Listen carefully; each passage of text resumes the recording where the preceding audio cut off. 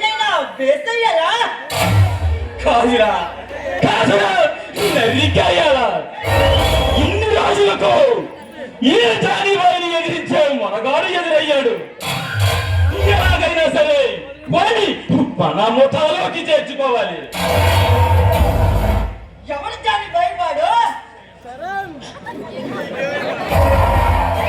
ఎవడు ఎవడు చరణంత దేవా. జానీబాయ్ వాడు వాడు మామూలు కాదు. జానీబాయ్ మూడు చెరువుల నీళ్ళు తాగించిన మగధీరుడు. దేవా దేవా, శత్రువుని చెందాడే ధీరుడైన శతటు వంశ యోధుడైన వాడు మగధీరుడైనా రణధీరుడైనా నాకనవసరం. వాడిని ఎలాగైనా సరే మన ముఠాలోకి చేర్చుకోవాలి.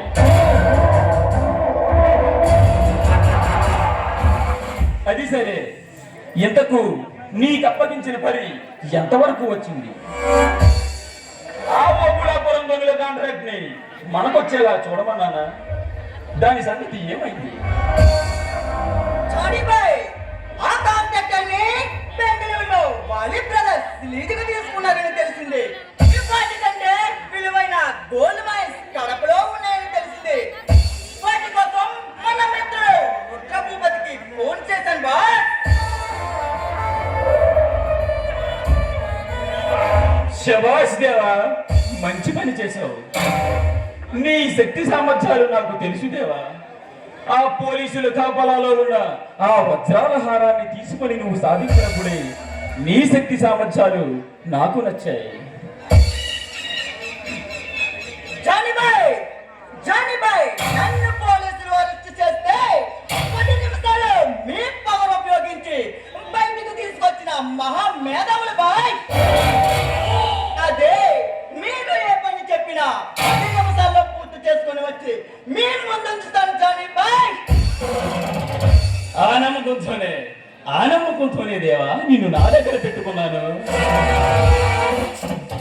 నీలాంటి వ్యక్తి నాకు అండగా ఉండబట్టే నేను మలేషియాలో ఉంటూ ఇక్కడ ఇండియాలో నా నెట్వర్క్ ని సవ్యంగా నడిపిస్తున్నాను.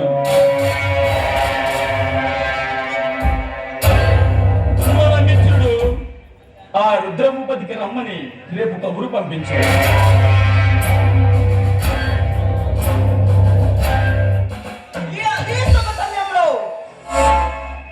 దేవా, ఈ ఆనంద సమయంలో మన రంగేళీలతో విందు చేసుకుందాం. అది సరే, మరొక విషయం.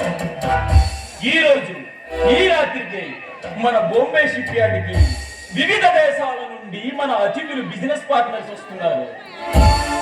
వాళ్ళని ఎలాగైనా సరే మన మన క్లబ్కి చేర్చే బాధ్యత నీదే. వాళ్ళు రావడం వల్ల మనకం లాభం జానీబాయ్.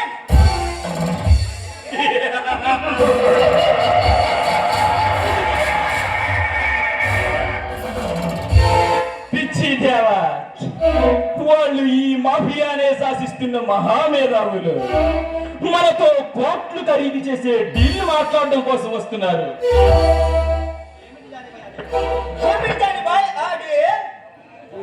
దేవా, అది మన దేశ రక్షణ వ్యవస్థకు సంబంధించిన ఫైల్ ని శత్రు దేశాల వాడికి మనం అందిస్తే వాళ్ళు కొన్ని కోట్ల విలువ చేసే సూట్ కేసులు ఫ్లైట్ లో పెట్టి దుబాయ్లో పెట్టి ఫ్లైట్ లో పంపిస్తారు.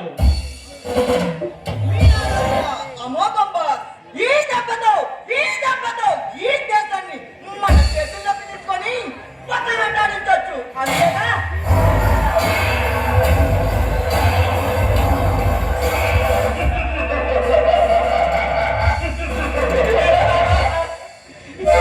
కరెక్టే దేవా, నువ్వు చెప్పింది 100% కరెక్ట్.